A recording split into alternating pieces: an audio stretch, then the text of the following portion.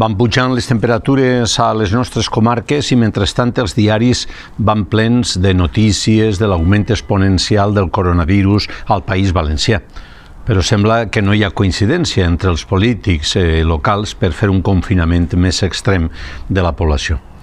Hi ha qui diu que és qüestió de diners, que no disposem de suficients diners per poder tornar a fer aquesta mesura tan extrema.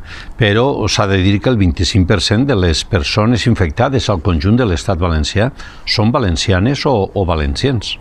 El funcionariat, els pensionistes i fins i tot els treballadors amb nòmina estarien disposats a veure congelat el seu sou sempre i quan es retallara en els pressupostos de coses no necessàries. Un exemple, doncs la il·luminació nocturna.